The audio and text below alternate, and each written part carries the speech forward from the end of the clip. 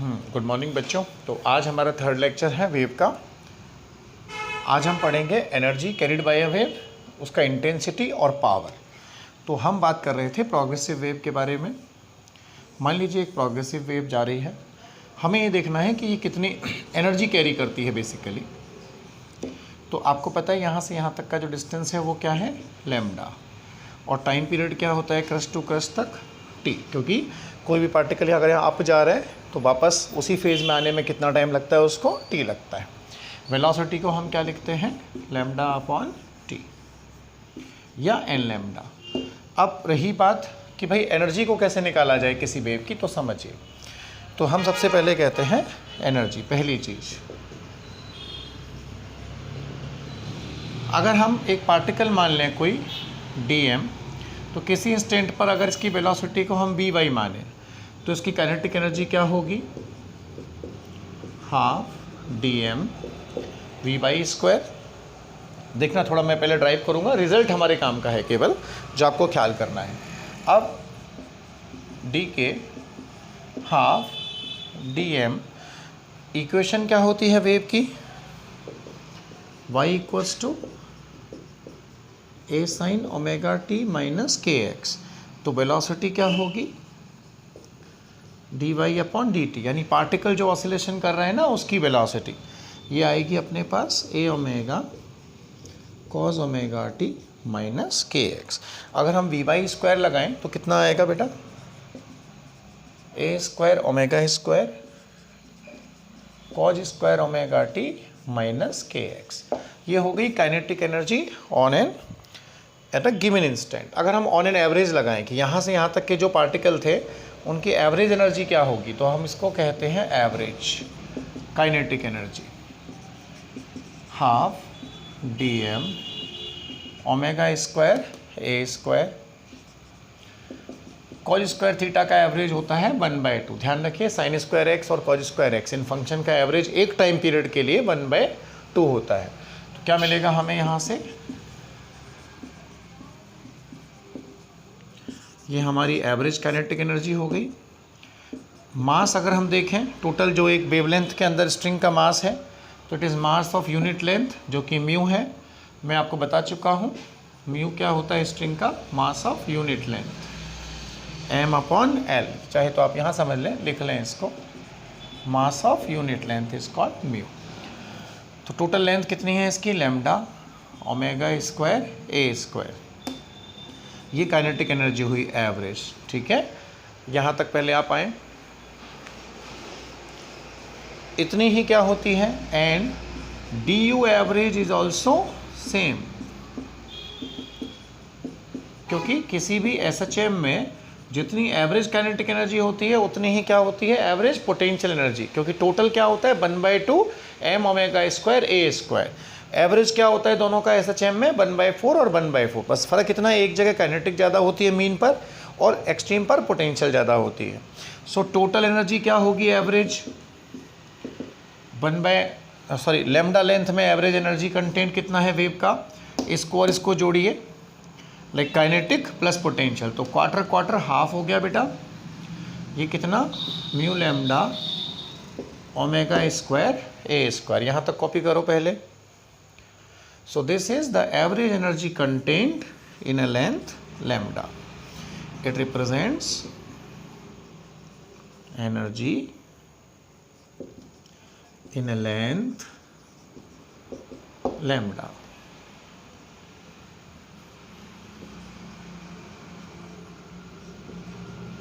ये average energy होती है किसी भी वेव की, एक वेवलेंथ के अंदर जो वो कैरी करके चलती है, half mu lambda omega square ए स्क्वायर। यहाँ तक कॉपी करो बच्चों, ये पहला, ये हमारा सेकेंड, ये third expression. So this is the energy carried bye a wave. Mu क्या है, mass of unit length, lambda is wave length, omega is angular frequency and A is the amplitude. बच्चों ओके, कॉपी करो, क्योंकि दोनों का average क्या होता है एक टाइम पीरियड के लिए, quarter and quarter. Because cos square theta average is 1/2, sine square theta average is also 1/2। Copy करिए।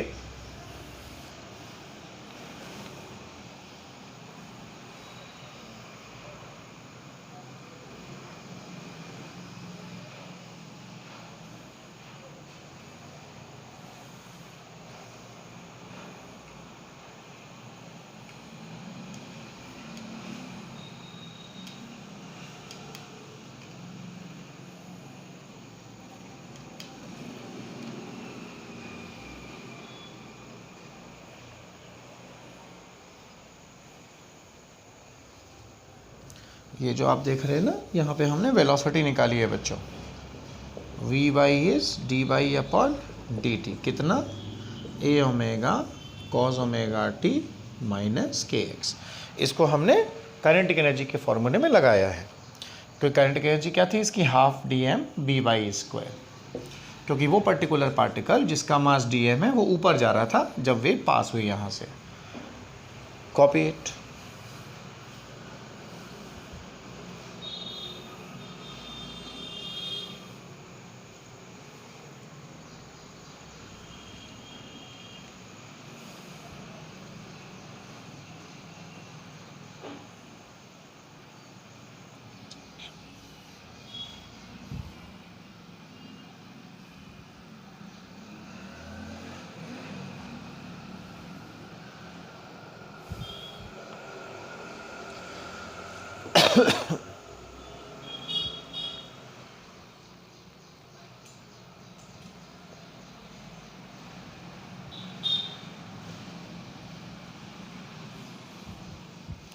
तो यानी अब हम कंक्लूड करेंगे कि कोई भी एक जो प्रोग्रेसिव वेव है वो अपने साथ एवरेज एनर्जी कितनी लेके चलती है per unit wave per wavelength, half mu lambda omega square ए स्क्वायर। तो हम रिजल्ट निकालेंगे। So we can say the energy content within a wave in one of its wavelength, lambda distance जो है उसमें कितना energy content है wave की, इतना। ये नंबर 1 या 3 कोई कह देते हैं, इसको कहेंगे average energy in one,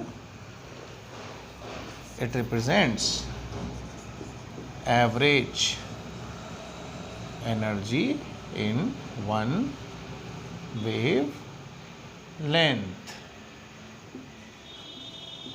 so second result, power क्या होगी, average power, that is average energy flowing per unit time. जब हम इसका इस्तेमाल करेंगे बच्चों, तो टाइम क्या होता है एक्चुअली, कोई भी वेव अगर लैम्डा डिस्टेंस ट्रेवल कर रही है वेवलेंथ के बराबर, तो उसको टी टाइम लगता है, मतलब टाइम पीरियड टी के बराबर। बात को समझिए।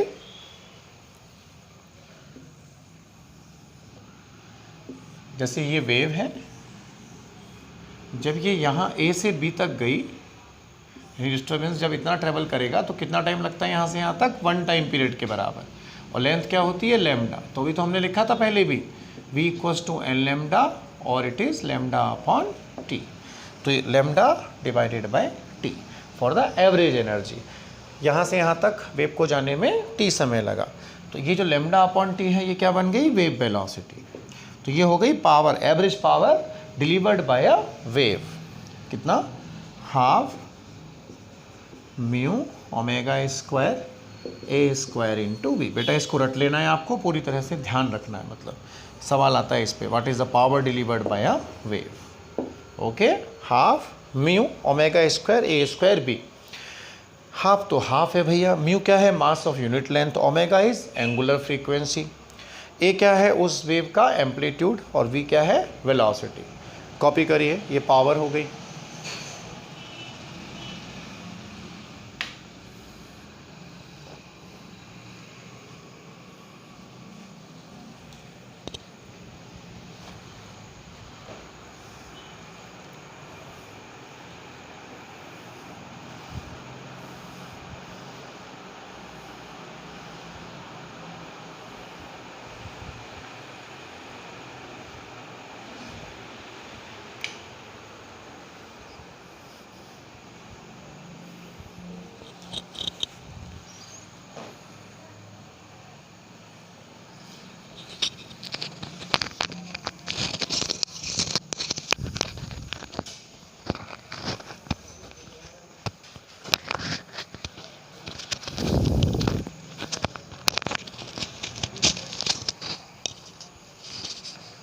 अब है नेक्स्ट थर्ड वाला, ये एवरेज एनर्जी, एवरेज पावर। अब लेंगे हम इंटेंसिटी।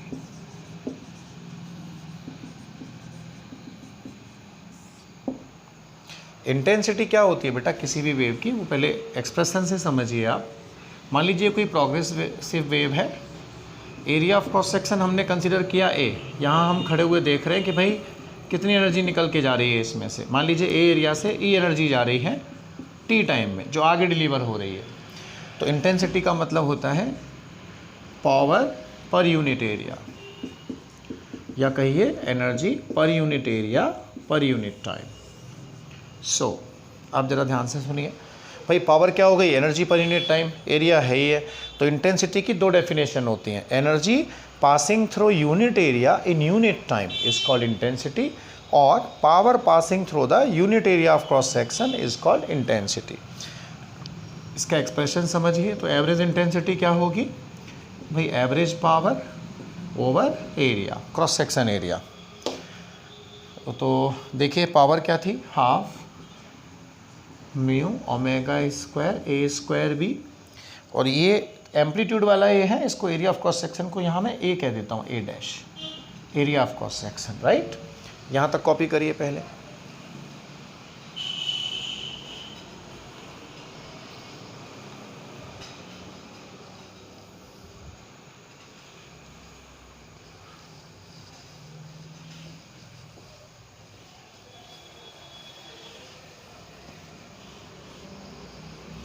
अब देखो ज़रा ध्यान से। सो इंटेंसिटी क्या बन गई, म्यू क्या होता है, mass of unit length, means it is mass of unit length omega square A square B divided by area of cross section, right, जो आप कंसीडर कर रहे हैं। ये आएगा अपना हाफ म्यू एल, तो ए डैश इंटू एल, ये क्या बन गया, वॉल्यूम। ये वॉल्यूम किसका बना, स्ट्रिंग का, मतलब ये आपको बड़ा करके दिखाया हमने। अगर क्रॉस सेक्शन एरिया ए हो, स्ट्रिंग की बात कर रहे हैं हम, तो स्ट्रिंग के थ्रू जो निकल के गया डिस्टर्बेंस, वो क्या होगा, अगर हम एक लैम्डा में देखें यहाँ से यहाँ तक, मास अपॉन वॉल्यूम क्या होगा भाई, हमने जो स्ट्रिंग कंसीडर की उसका एरिया मान लीजिए ए डैश था और लेंथ एल थी, तो उसको हम वॉल्यूम नहीं कहेंगे क्या, एरिया इंटू लेंथ। ये जो स्ट्रिंग का पोर्सन अगर हम माने यहाँ पे कोई भी एलिमेंट मान लीजिए आप, एरिया ऑफ क्रॉस सेक्शन है, लेंथ इज एल, तो टोटल स्ट्रिंग का जो वॉल्यूम है वो क्या हो गया, मास अपॉन वॉल्यूम। यहाँ से क्या मिलेगा हमें, या इन शॉर्ट समझना चाहो तो ऐसे समझो बेटा कि हमारे पास जो स्ट्रिंग थी ना जिसमें हमने वेव प्रोड्यूस की, ये स्ट्रिंग, इसकी टोटल लेंथ एल थी, मास एम था, वेव प्रोड्यूस कर दी हमने, ऐसे मान लीजिए इस जगह से, तो ये टोटल स्ट्रिंग का वॉल्यूम क्या कहा जाएगा, एरिया ऑफ क्रॉस सेक्शन, जो भी स्ट्रिंग का एरिया है, इनटू इसकी लेंथ। तो हमने वही किया, एरिया ऑफ क्रॉस सेक्शन को हमने ए डैश कहा, स्ट्रिंग का एरिया ऑफ क्रॉस सेक्शन, और लंबाई एल है, तो वो वॉल्यूम बना। इसको कहते हैं density, mass upon volume. So the intensity of a wave expression is half rho omega square A square B, ये आपको ख्याल करना है। नंबर 4 डालिए इसको, कमान, या इंटेंसिटी के अंतर्गत इसको नंबर 1 डाल दीजिए और इसको नंबर 2 डाल दीजिए।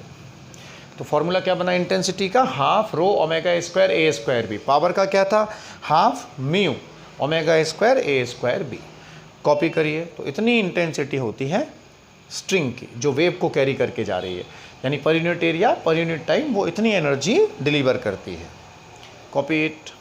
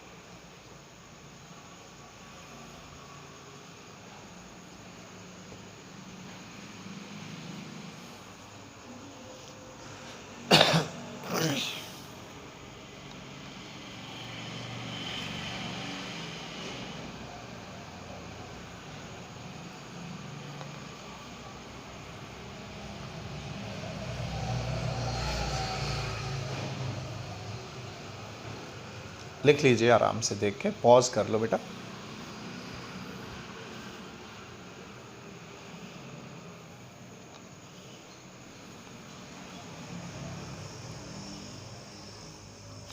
तो intensity power per unit area, power flowing through unit area is called the power, sorry intensity, energy flowing per unit area per unit time is called the intensity. पहले हम एक वेलोसिटी का एक्सप्रेशन ड्राइव करते हैं, उसके बाद में हम 2 क्वेश्चन से पूरा केस डिस्कस कर लेंगे, ठीक है बच्चों? राइट।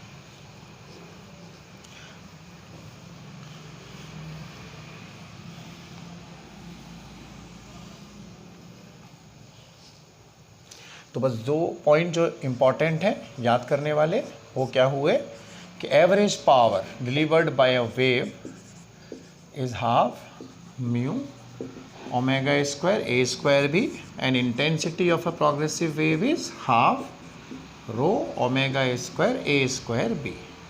ये नंबर 1, ये नंबर 2, ये पर यूनिट वेवलेंथ है, ठीक है? अगर कोई पूछे 2 वेवलेंथ में कितनी होगी, तो आप लैम्डा का 2 लैम्डा का मल्टीप्लाई कर दीजिए। यहाँ पे देखिए अक्सर कहा जाता है, आगे भी हम काम में लेंगे, कि भाई ये जो है क्या अपना रो, ओमेगा को हम लिख सकते हैं 2 पाई एन, 2 पाई एन का होल स्क्वायर ए स्क्वायर बी। ऐसा करने पर क्या मिलेगा बच्चों? Half rho 4 pi square n square ए स्क्वायर बी, 2 2 ज़ा 4, तो ये क्या मिला हमें?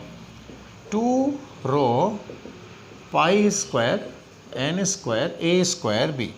यानी ये ध्यान रखना, दोनों रिजल्ट्स हैं जो अक्सर पूछे जाते हैं हमसे। Intensity of a progressive wave is directly proportional to square of the frequency, okay, and second is amplitude. Intensity of a progressive wave is directly proportional to square of amplitude। जितनी ज़्यादा frequency होगी उतना ज़्यादा उसका amplitude होगा, और जितना ज़्यादा एम्पलीट्यूड होगा उतनी ज़्यादा उसकी इंटेंसिटी होगी। Means intensity proportional to frequency square, intensity is proportional to amplitude square. Copy करिए इसको, फिर एक क्वेश्चन लेते हैं इस पर, then we will derive the velocity expression.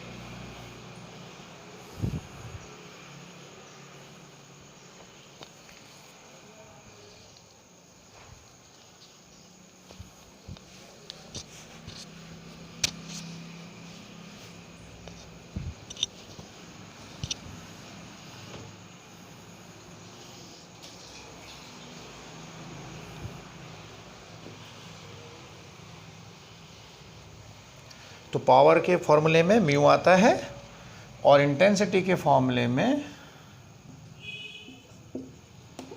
रो आता है, हाफ रो ओमेगा स्क्वायर ए स्क्वायर बी, राइट। जैसे हम एक एग्जाम्पल लेंगे, आप पहले कंप्लीट करें और 30 सेकेंड आपके लिए।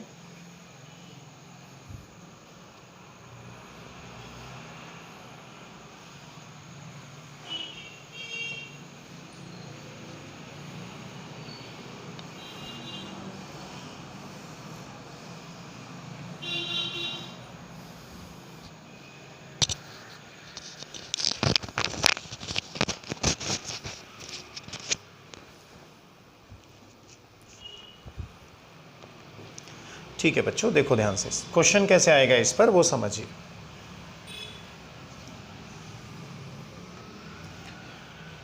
जैसे मान लीजिए ये सवाल आया हमारे पास, ये एक वेव है, ये दूसरी वेव है। पहली वेव का एम्पलीट्यूड 4, दूसरी वेव का 2। यहाँ पे टाइम है 2 seconds, suppose this is 4 second, 6 seconds and it is 8 seconds. What is the ratio of intensity of first wave and second wave? पहली कौन सी है? नीचे वाली जिसका एम्पलीट्यूड 2 है, right, is in centimeter and here we are plotting the x, but at time also you can say time, ठीक है? Location भी चाहे तो हम लिख सकते हैं, पर हम यहाँ x लिख देते हैं। डिफरेंट इंस्टेंट्स की पोजीशन बता रखी है इसने, x और t। अब होगा क्या,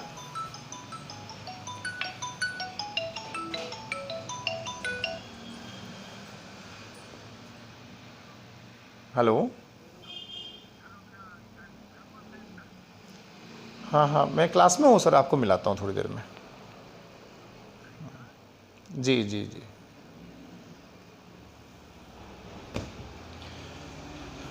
सो अब देखिए इंटेंसिटी जो है वो किस किस के प्रोपोर्शनल होती है, फ्रीक्वेंसी के और एम्पलीट्यूड के। ध्यान से सुनना।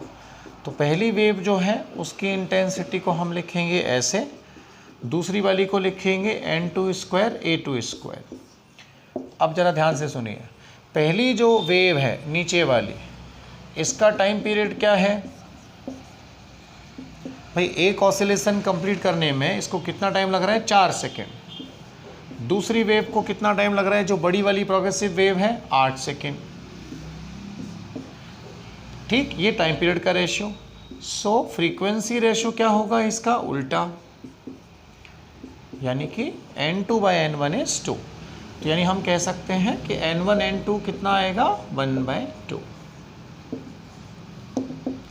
तो यहाँ से हमें n1 n2 मिल गया। तो इंटेंसिटी का रेशियो कितना आएगा बच्चों, 1/2 का होल स्क्वायर, क्योंकि n1 n2 is 1/2, this is something like n1/n2 whole square, right, into a1 कितना है, पहली वाली का एम्पलीट्यूड 2 सेंटीमीटर है, तो 2 का स्क्वायर 4, दूसरी वाली का कितना, 4 का स्क्वायर 16, तो 1/4 इंटू 1/16। तो कितना आ गया डिजाइड रेशियो, 1/16, या इंटेंसिटी रेशियो इज 1:16। कॉपी करिए।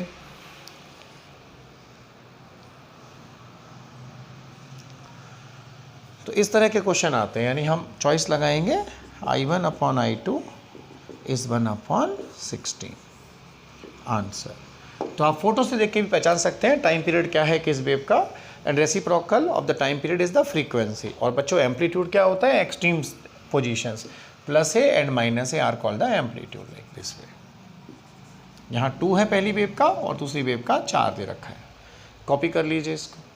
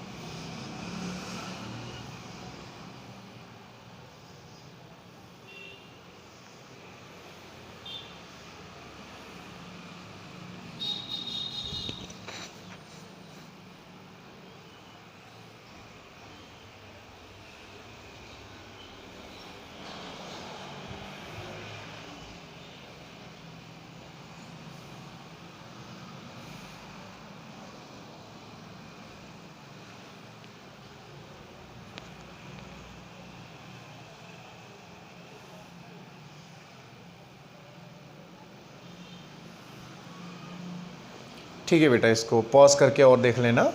तो पहले टाइम पीरियड देख के फ्रीक्वेंसी का रेशियोज निकाल लीजिए, एम्पलीट्यूड यहाँ से देख लीजिए, इंटेंसिटी रेशियो आपको मिल जाएगा 2 वेव का। ठीक है, अब हम एक्सप्रेशन ड्राइव करेंगे, because this is necessary to find out the speeds of transverse wave in a string. किसी स्ट्रिंग में जब वेव ट्रेवल करती है ना बेटा ट्रांसवर्स, तो उसकी स्पीड क्या होती है भाई। लूज स्ट्रिंग में तो वेव ट्रेवल कर नहीं सकती, स्ट्रिंग को कैसा होना जरूरी है, टाइट, यानी उसमें एक टेंशन होगी। देखिए हम लिखेंगे velocity of transverse wave in a string. जैसे मान लीजिए हमने यहाँ स्ट्रिंग को क्लैम्प कर दी और हमने इस तरह से एक वेव प्रोड्यूस की, तो ये पार्ट पे हमें पता लगाना है वेव की स्पीड क्या होगी। अगर स्ट्रिंग में टेंशन क्या है, टी है, तो मान लीजिए ये कोई वेव जा रही थी प्रोग्रेसिव, हमें v निकालना हो। हम क्या करेंगे, यहाँ पे एक छोटा सा ये जो एलिमेंट है ए बी, स्ट्रिंग का जो पार्ट है, इसको लेते हैं, बड़ा करके देखते हैं इसको। मान लीजिए यहाँ पे एंगल बन रहा है थीटा, ये जो सेक्शन आप देख रहे हैं,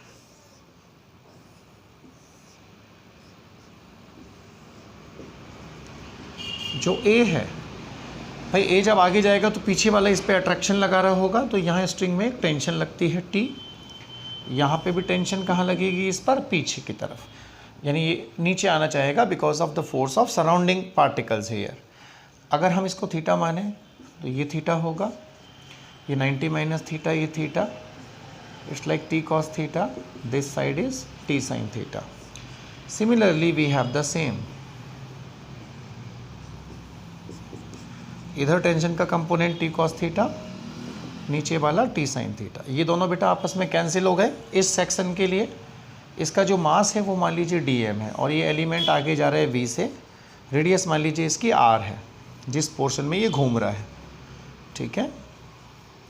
तो ये देखिए कि इसको घूमने के लिए सेंट्रीपिटल फोर्स कहाँ से मिलेगा, इस सेक्शन को उठने और फिर वापस नीचे आने के लिए जो आर्क बना, तो centripetal force is provided by T sine theta, T sine theta, 2t sine theta will give it dm v square upon r।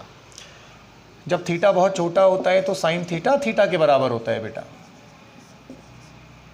Because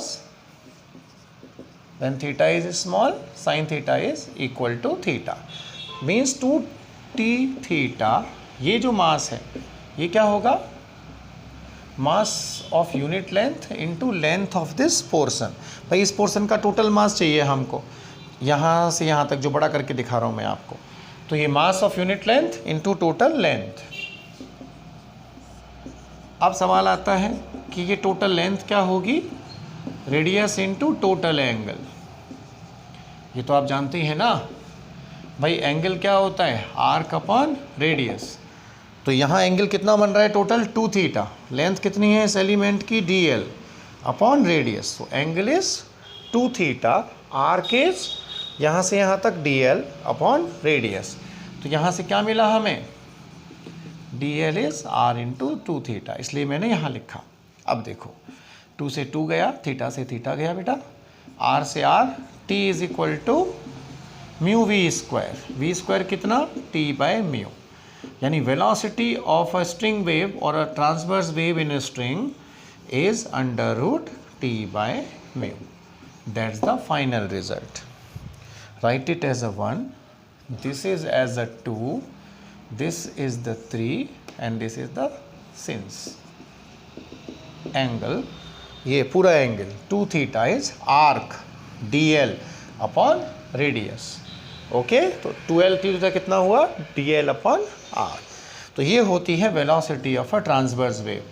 यानी अगर हम इसको रिजल्ट लिखना चाहें इसका, तो ट्रांसवर्स वेव की वेलोसिटी किसके प्रोपोर्शनल होती है, स्ट्रिंग में टेंशन के, means velocity of a wave in a string is proportional to square root of tension in the string. ये फर्स्ट, और सेकंड क्या हुआ रिजल्ट इसका, velocity is inversely proportional to mass of unit length of the string. यानी कि अगर unit length का मास कम होगा तो उसमें वेव की वेलोसिटी ज़्यादा होगी, यूनिट लेंथ का मास ज़्यादा होगा तो उसमें वेव की वेलोसिटी कम होगी। ऐसा समझ लो, पतला वायर है तो मास ऑफ यूनिट लेंथ कम हुआ, उसमें स्पीड ज़्यादा होती है, जैसे गिटार के तार हैं। और जो रस्सी है वो क्या है, मोटी है, मास ऑफ यूनिट लेंथ अगर वहाँ का लेस है, ज़्यादा है, तो उसमें ट्रांसवर्स वेव की वेलोसिटी कम होगी बेटा। ये फॉर्मूला आपको ध्यान रखना है। स्ट्रिंग में टेंशन होना ज़रूरी होता है, क्योंकि कैसा होना चाहिए, मीडियम इनर्शिया वाला।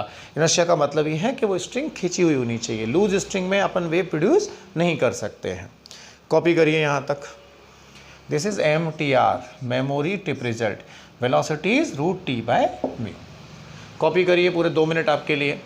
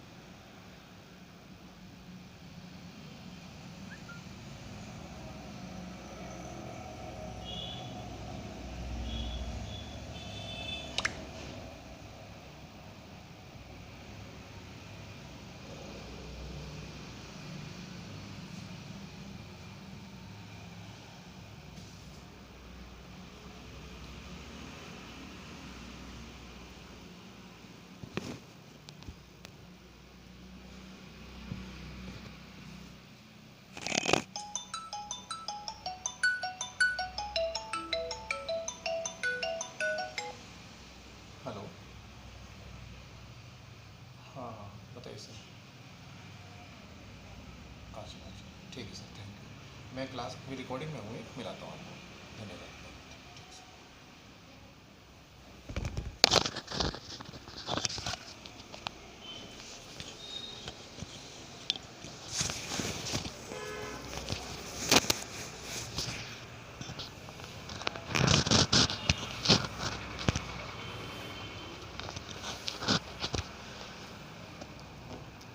ठीक है, तो बच्चों ये हमने ड्राइव किया।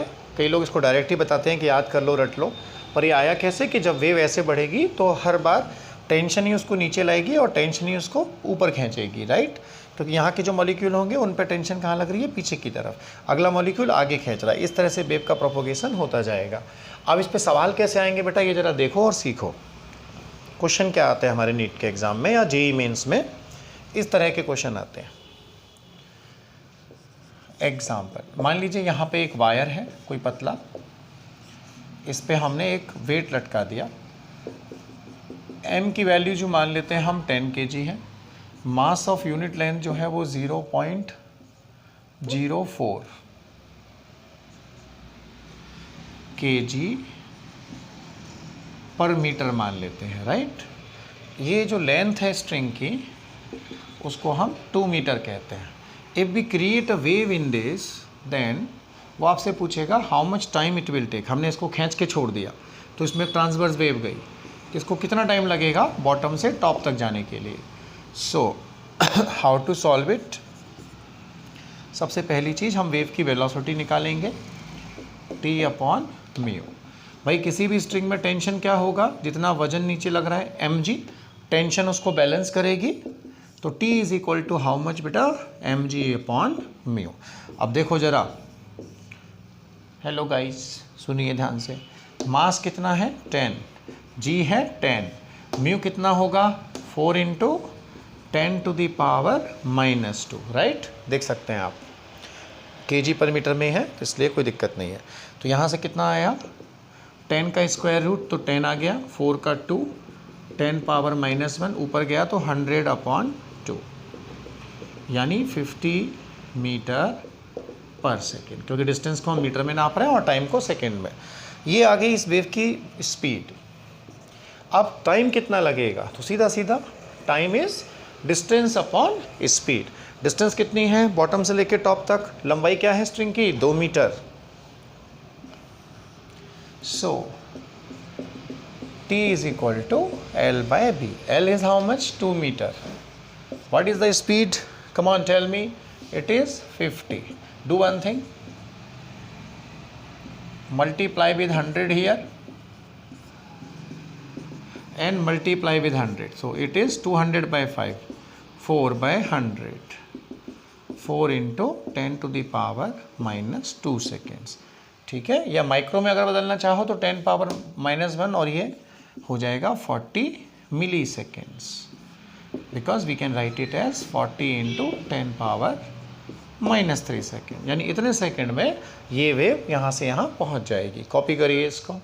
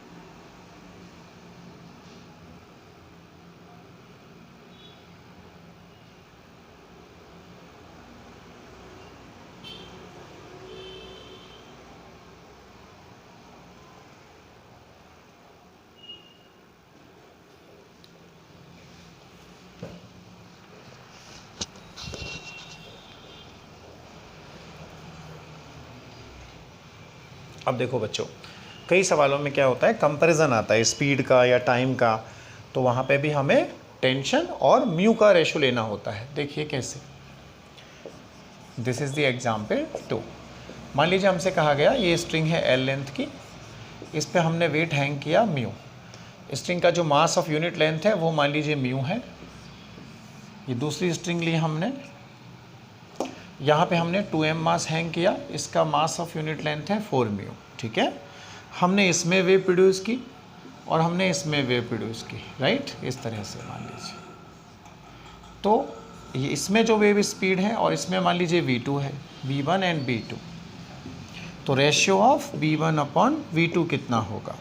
अब देखो इसको कैसे करेंगे बताओ। पहले वाले की स्पीड क्या होगी, अंडर रूट टेंशन। ये टेंशन किसकी वजह से आएगी, केवल mg की वजह से। एक मिनट, t1 अपॉन μ1 कह देते हैं इसको, म्यू। दूसरे वाले को हम कह देते हैं मान लीजिए t2 अपॉन, ये दे रखा है हमको 4 म्यू, नंबर 1 नंबर 2। अब देखो ज़रा ध्यान से, हमें रेशियो लेनी है, तो हम क्या करेंगे, so v1 upon v2 is like root t1 upon t2। ये उल्टा हो गया रिवर्स, यानी 4 म्यू अपॉन म्यू, ये कैंसिल हुआ, 2 root of t1 by t2। बेटा पहली स्ट्रिंग में क्या टेंशन है, mg के बराबर। दूसरी स्ट्रिंग में टेंशन कितनी है, कमान 2 mg के बराबर है कि नहीं। तो ये मिलेगा 2 root of mg upon 2 mg, cancel. ये रूट 2 बचा नीचे, डिवाइड किया तो root 2 ratio 1। This is the ratio of speeds of waves produced in these two strings of same length and different masses has been hanged from them. Copy करिए 1 minute आपके लिए।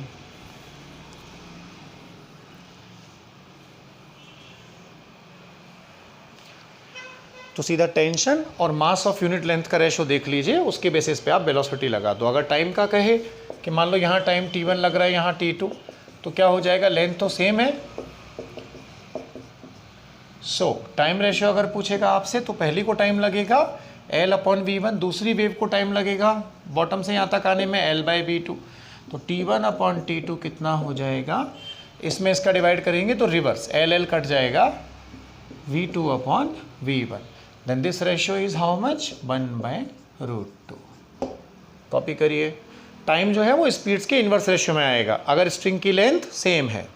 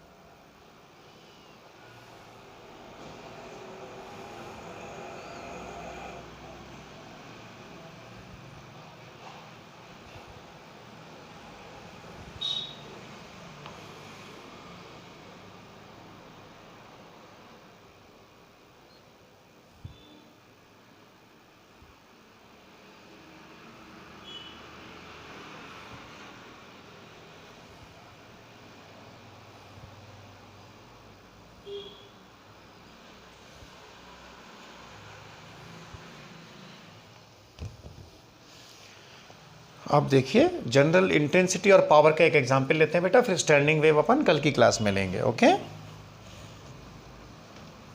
बड़े बड़े वीडियो तुम देख नहीं पाते हो भाई, छोटे छोटे वीडियो देखो और समझो। जैसे एक एग्जांपल लेते हैं इंटेंसिटी वगैरह के लिए। Suppose there is a progressive wave moving on, this is 4, y is in centimeter, right, this is the x axis, और इसका टाइम पीरियड हमको दे रखा है मान लीजिए 2 सेकेंड्स। ठीक है, तो हमसे ये पूछा गया find the power of the wave, intensity of the wave.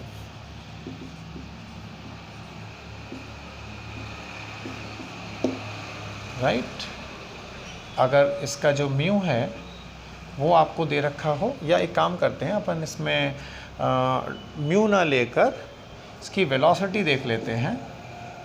Velocity हमको दे रखी है, मान लीजिए 20 सेंटीमीटर पर सेकेंड। ओके, तो आपको पावर निकालनी है और इंटेंसिटी निकालनी है। ये है इसका टाइम पीरियड। स्ट्रिंग में जो टेंशन दे रखी है वो हम मान लेते हैं, मान लीजिए 16 न्यूटन है। ओके, तो अब क्या करें हम, पावर कैसे निकालें और इंटेंसिटी कैसे। सुनिए, पहला आंसर, हमें पावर निकालनी है। फॉर्मूला क्या होता है, हाफ म्यू ओमेगा स्क्वायर ए स्क्वायर वी। हाफ म्यू, आप एक बात जानो कि भाई v को हम क्या लिखते हैं, √T/μ। तो देखिए यहाँ से म्यू कितना हो जाएगा, अगर आप निकालना चाहें तो v² is T/μ। Is this और नॉट। तो यानी म्यू जो है दैट विल बी T/v²। तो म्यू की वैल्यू को हम लिखेंगे टेंशन वाला T upon v² omega square ए स्क्वायर इंटू वी। ये v से v कैंसिल हो गया, ठीक है।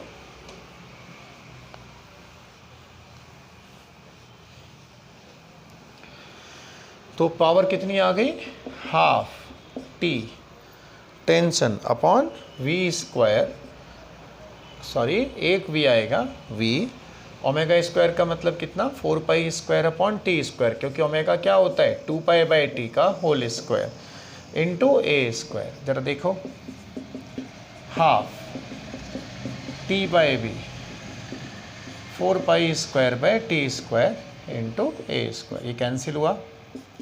तो p कितना आया, हाफ इंटू 4π² इंटू वी। सब कुछ हमें दे रखा है। We will just put the value and get the answer. See, we can go for MKS system also. 1/t 2 into 4 का मतलब 4π² 10 के बराबर होगा। a² का मतलब 4 सेंटीमीटर में है, तो 16 इंटू 10⁻⁻4। स्पीड क्या है 20, सेंटीमीटर में है, मीटर में बदलिए 0.2 मीटर पर सेकेंड। टाइम पीरियड क्या दिया रखा है इसका, 2 सेकेंड्स। सेटलमेंट कर लो भाई, देखो ज़रा, 2 2 4, 16 इंटू, ये पॉइंट उड़ा दो, यहाँ -3 बचा पावर, तो 16 into 10 into 10⁻⁻3/2। So this is something 80 10⁻⁻3, यानी मीन्स 80 मिली वाट। ये हो गई इसकी पावर। पावर की यूनिट वाट होती है। ओके, देख लीजिए आराम से, कोई दिक्कत नहीं। और मान लीजिए वो कह दे कि भाई एरिया ऑफ क्रॉस सेक्शन इसका 1 mm² है, किसका, स्ट्रिंग का। तो अब आपको निकालना है इंटेंसिटी। तो इंटेंसिटी के लिए आप क्या करेंगे, पहले आप इसे कॉपी करें पूरा 1 मिनट आपके लिए।